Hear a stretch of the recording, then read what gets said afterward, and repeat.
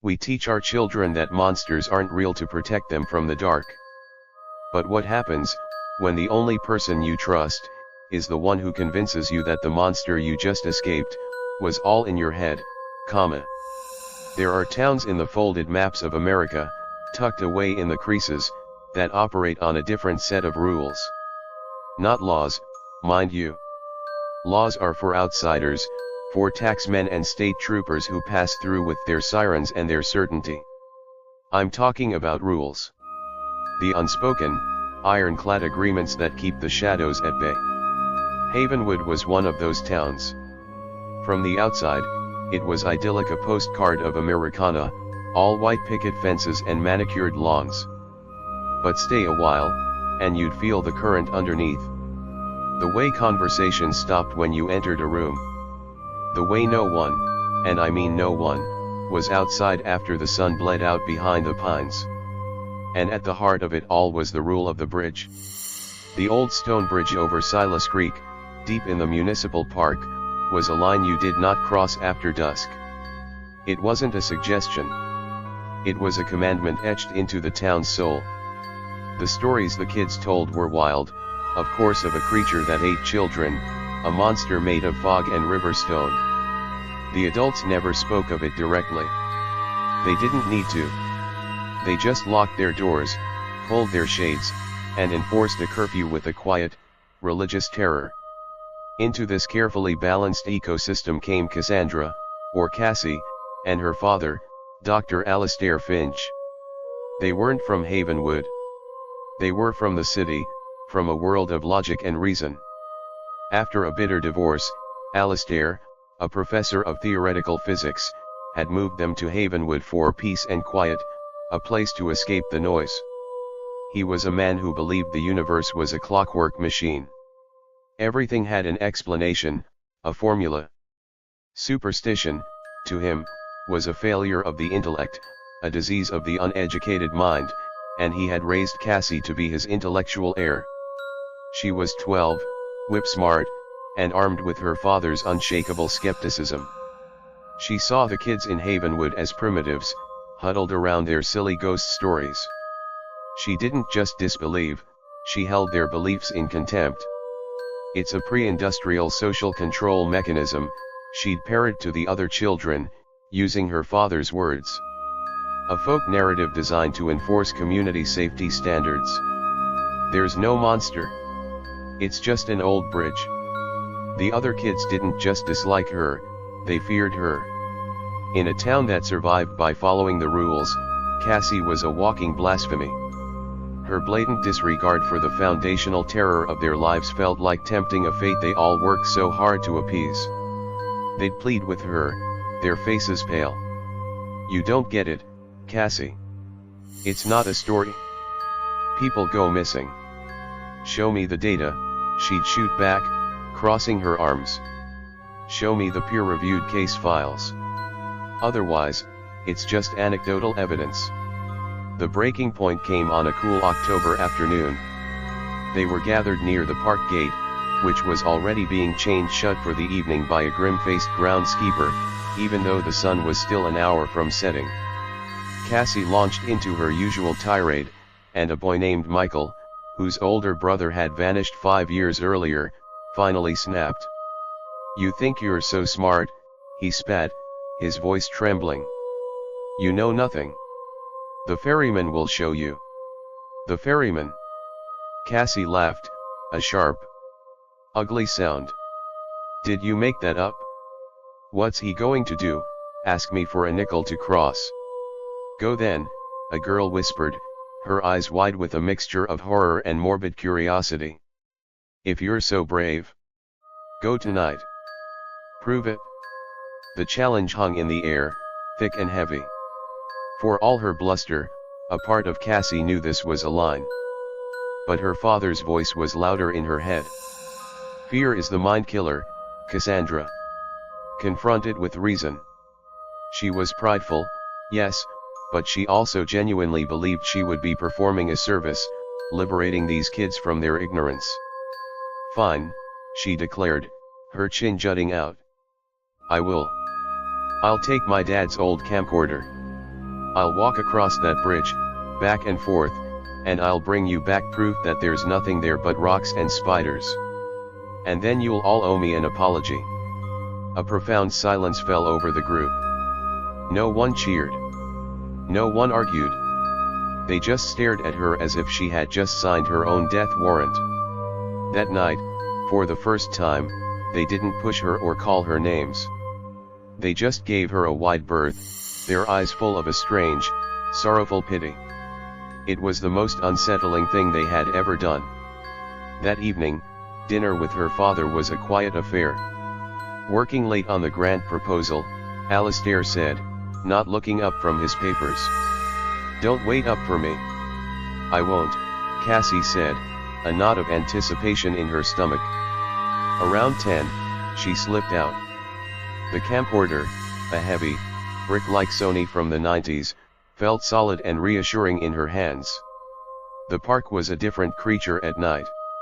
The familiar paths seemed to twist and rearrange themselves.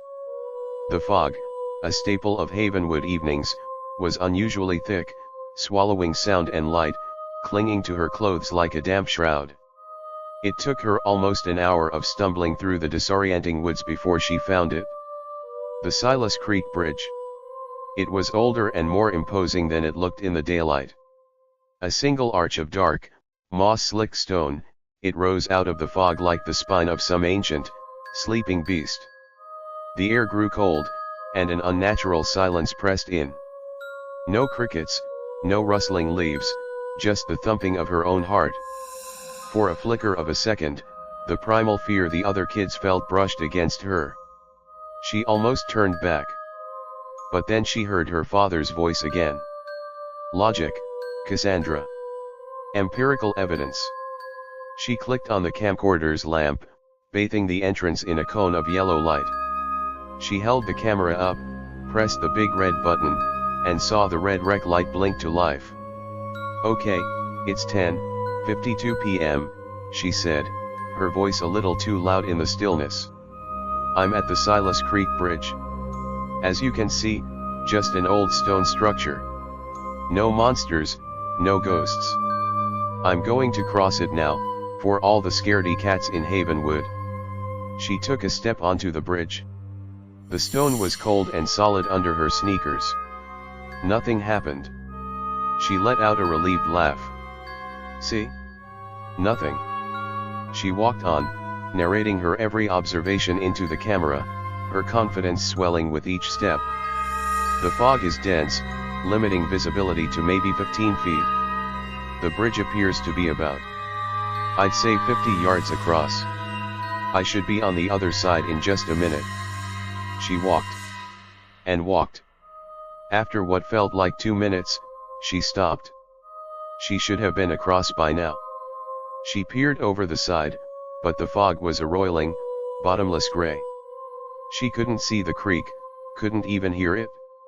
There was only the dead, oppressive silence. "This is a very long bridge," she said to the camera, her bravado faltering.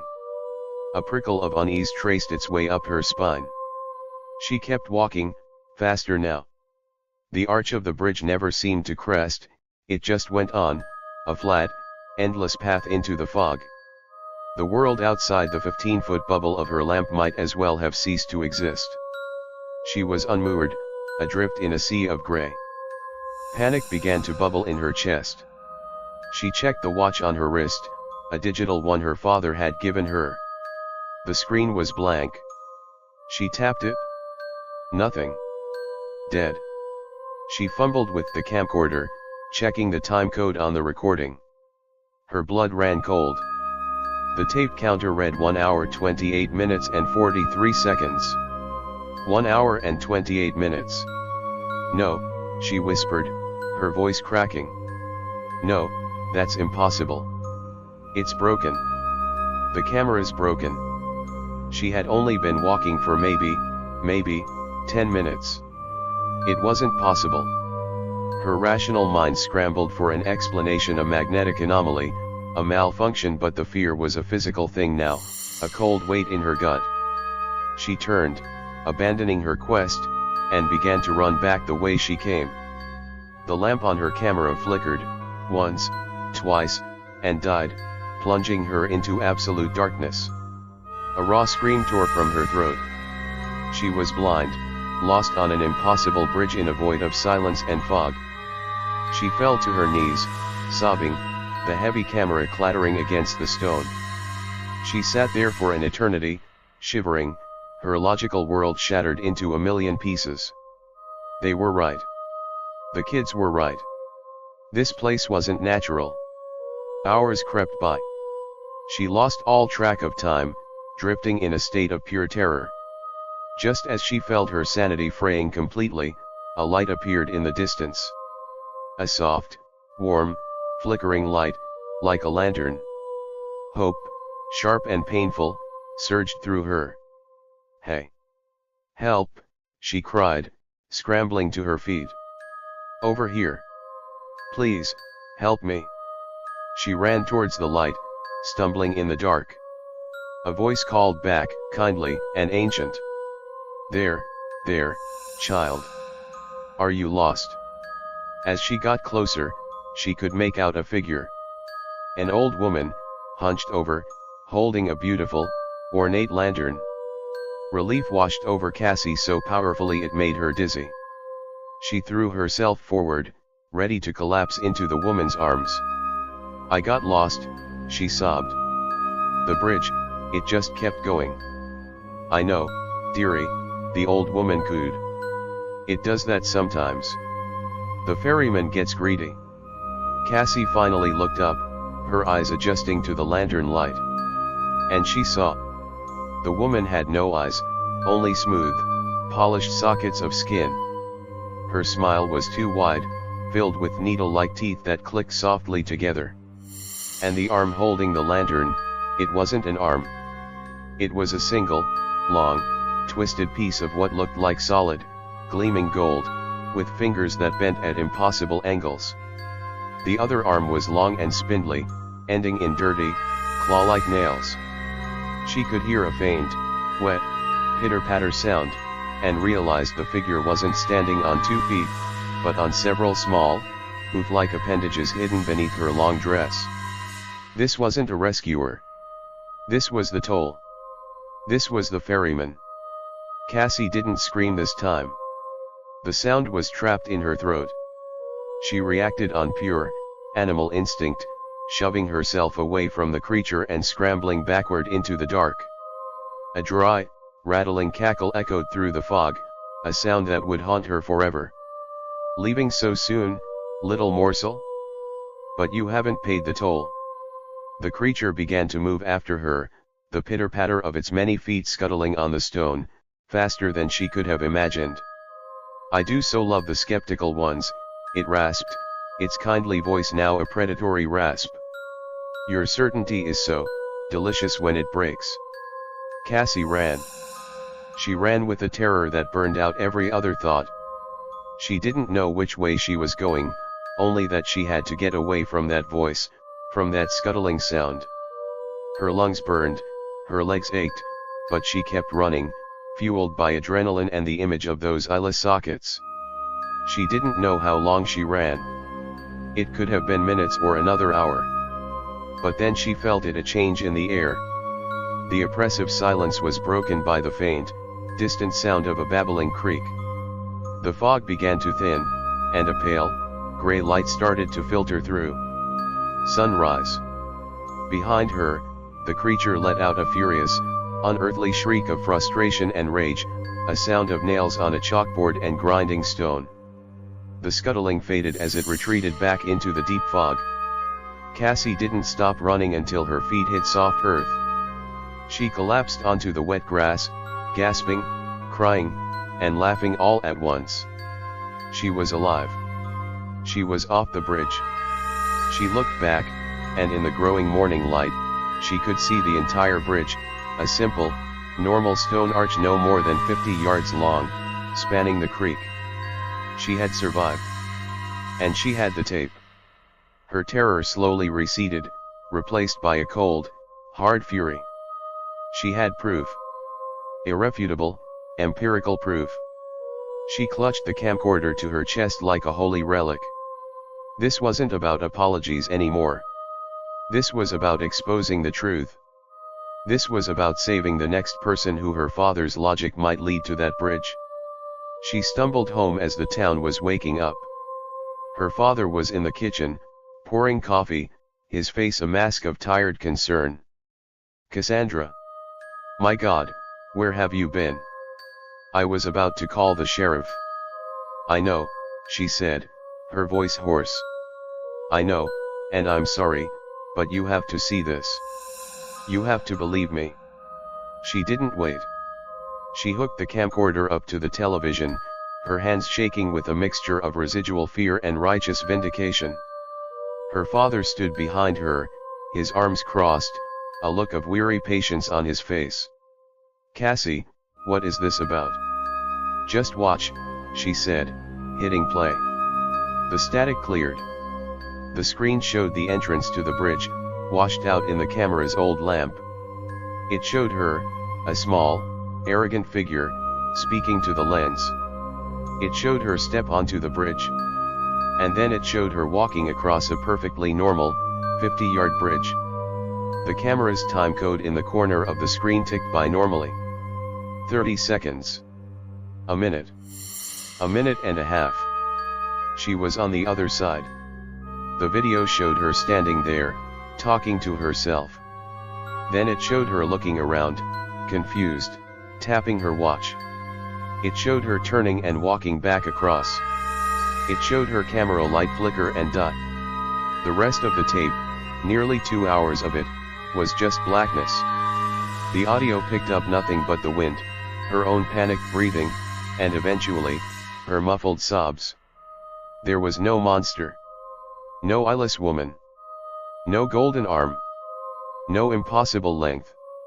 The tape showed a perfectly rational series of events, a little girl getting scared in the dark and having a panic attack. Cassie stared at the screen, her mouth agape. No, that's not right. It's not what happened. It was longer, the time, the creature. Her father placed a heavy hand on her shoulder. His voice was soft, gentle, and utterly devastating. "Oh, Cassie," he sighed, the sound full of pity. "It's okay. You were scared. Your mind played tricks on you. It's a textbook stress-induced hallucination. This town, these stories, they got to you." He knelt down, looking into her eyes. "There's no such thing as monsters, remember. There is only what we can observe and prove. And the proof is right here on this tape. It was all in your head." In that moment, the ferryman finally got its toll. It hadn't eaten her flesh. It had eaten her reality. It had taken her certainty, the one thing her father had built her entire world upon, and annihilated it, leaving her utterly, completely alone in her own mind. Every scream, every terror, was now invalidated, reduced to a child's hysterical fantasy. She just stared blankly at the screen, her spirit broken. Her father was right. It had to be. The proof was right there. He gave her a comforting squeeze on the shoulder and stood up, ejecting the tape. "I'll put this away," he said gently. "We'll forget this ever happened." He turned to place the cassette on a high shelf. As he did, the morning sun streamed through the kitchen window, catching the television screen at just the right angle. For a single, fleeting second, the dark screen acted as a mirror. And in the reflection, Cassie saw her father. She saw his kind, pitying face. And she saw his right arm, as it reached up to the shelf, glint with the unmistakable, brilliant, and impossible gleam of solid gold.